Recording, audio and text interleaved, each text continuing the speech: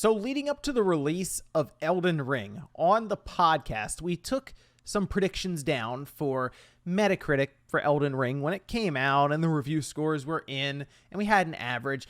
And I had said it would be mid 80s. And I even mentioned that I figured it wasn't going to live up to the massive amount of hype that we had out there at the time. Elden Ring, does it score higher or lower than Forbidden West? It's at 88 now, so higher or lower than 88? Higher. I'm actually gonna buy. I don't buy Souls games. I'm buying Elden Ring. I might suck at it. I'm gonna buy Elden Ring. So say lower. Much easier. I think Elden Ring is going to. I think it's gonna be lower. Yeah, I think it's gonna be like 85. It's an 85 for Elden Ring. I'm gonna go 80. I'm gonna go 87 for Metacritic. Okay, it's gonna go right 1 point below Horizon. Yes, I was definitely wrong with my assessment of Elden Ring leading up to its release. I had some people pointing out that podcast to me, but now I finished Elden Ring. I actually beat it a few days ago, came in at about 53 hours, and I wanted to talk a little bit about my time with it here, spoiler free, of course.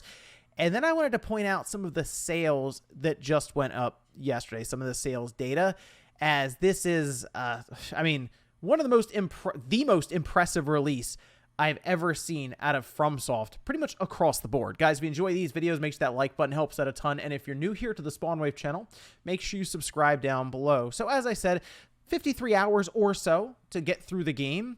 I finished at level 119 after being the final boss. I think I leveled up like 2 more times. So it's like 121 technically there.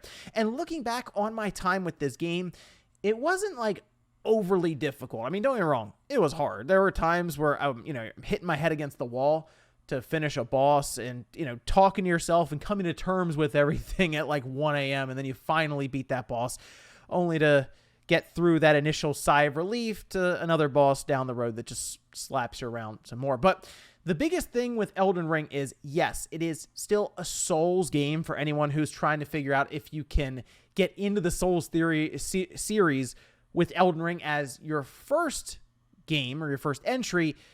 But I would say because of what they were able to accomplish here with the open world, it is the most approachable game in the series. And the open world itself is interesting because as I started playing Elden Ring, I kind of went in with the expectation that, okay, it's a Souls game that's just kind of been thrust into this open world. I wasn't expecting anything too groundbreaking or mind-blowing here. But as I've spent time playing through Elden Ring, and I was talking to other people as this was going on, I realized that kind of the structure and the setup for this world that they built basically enabled everyone to have completely different experiences. This mostly comes back to the game being very hands-off with you. You start up in the game, and it's basically like, hey, go do whatever you want. Now, right away, they throw a boss at you, just kind of in that initial area. It probably killed you pretty quickly, and then you come back later on after you've spent time leveling up, and it's much easier than it was when you probably got like 1 or 2 shot the first time you walked up to the tree sentinel. But either way, as we're going through this world, I started to realize there is, a story in all these different Souls games and everything, and that includes Elden Ring.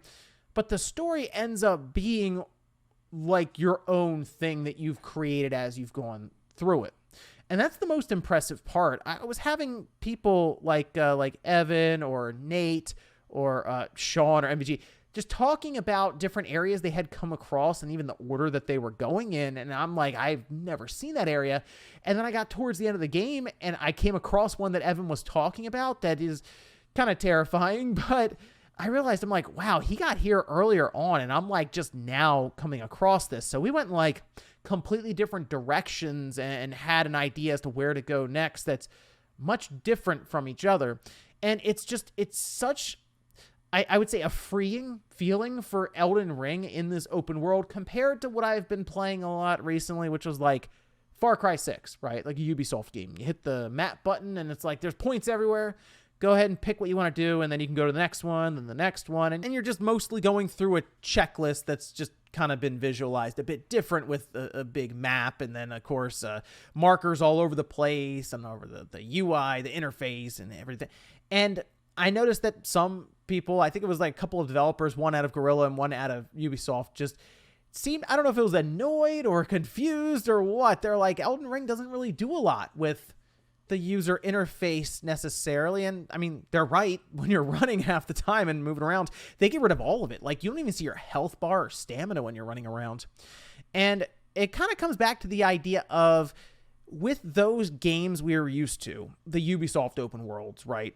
Just as an example, as I've been saying with Far Cry, is it's almost like sensory overload with the amount of stuff they'll put on your screen, with maybe quests here, a mini map there. You have like 2 compasses sometimes, and like a marker on top of a marker, where Elden Ring's like, you know what? You make the discoveries and kind of create your own story in this world that we've built out. And the world itself is very diverse. I was pleasantly surprised with some of the areas, to where it almost felt like they were just completely separate games. And yes, there were some moments in those parts of the world where you first get there and you're like, wow, this is something else. And the world does continue to get bigger and bigger, and it keeps expanding, and you think you've seen it all, and then it just throws a massive curveball at you. And I'm being purposely vague because there are some mind-blowing like parts of the world. Like, like I said, there was one terrifying part that was further on in the game than I saw, and I'm like, I don't even know how to react to this thing that I'm seeing right now. It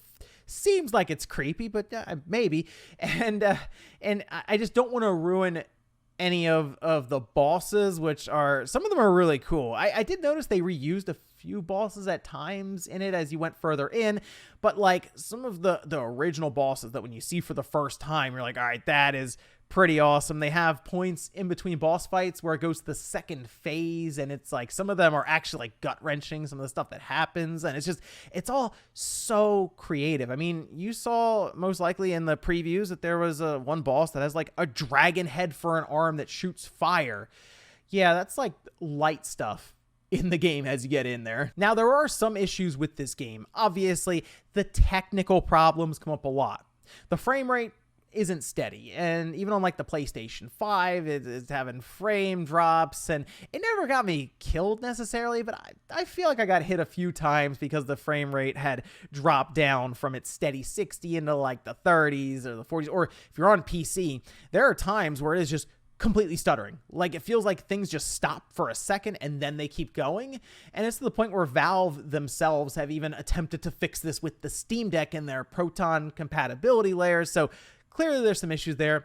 Also, visually speaking, in terms of the graphical fidelity, it's not very high. Like, in terms of it being like super detailed or anything, this is certainly leaning on its art style and art direction, which is very, very good. But it's a game where you'll be running and there'll be grass popping up pretty close to you. Like, and you're like, all right, I mean, that's hard not to notice that.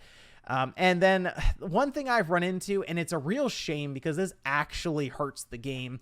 There are bugs present that make it very difficult, nearly impossible to use certain weapons in the end game. And basically, I'm to the point where I'm crossing my fingers that Bandai will address it. They have apparently noticed this. They've made mention of it. So I feel like it's going to be fixed, because there's like a sword that I wanted to use because now I'm past like the end of the game and I'm going around doing some of the harder boss fights. And there is one boss that I want to use a sword or katana that causes bleed damage. I think that's one of the best ways to deal with this boss. So I go back, I respec my character so they can hold the katana and also beef up the stats that should scale that katana.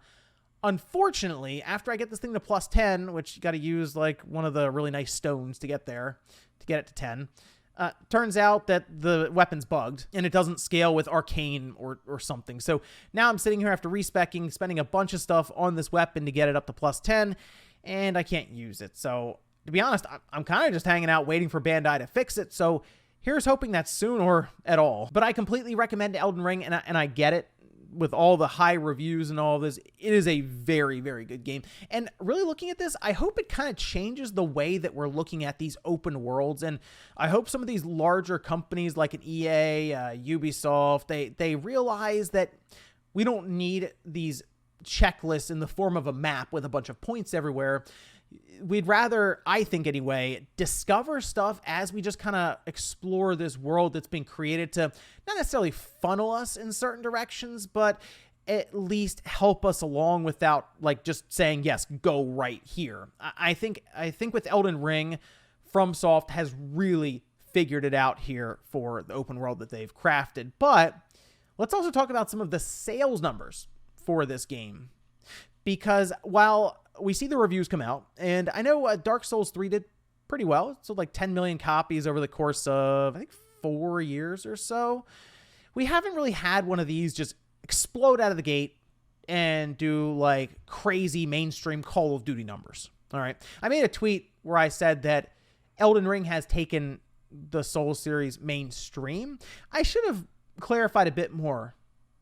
Elden Ring has taken the Souls series Call of Duty level mainstream. Yes, that's serious stuff. I mean, take a look at this right here. This was posted up on Twitter from Matt Piscatella over at the MPD Group, saying Elden Ring debuted as both the best-selling game of February 2022 as well as 2022 year-to-date. Launch month sales of Elden Ring were the second highest for any track title released in the past 12 months, trailing only Call of Duty Vanguard. That was released November 2021. We're comparing it to Call of Duty now. It outsold Battlefield, Madden, FIFA, all of the typical, mainstream style games. So I'm looking at Elden Ring right now, this Souls game that really has done some impressive stuff with the game, and it's also backing it up with the sales numbers. Now, I'm not sure what kind of number is going to get reported here for Elden Ring. I wouldn't be shocked if it was pretty high. Like I wouldn't be surprised if Bandai came out in a couple of weeks or something. They're like, we sold 10 million copies. Like, seriously, it's like that.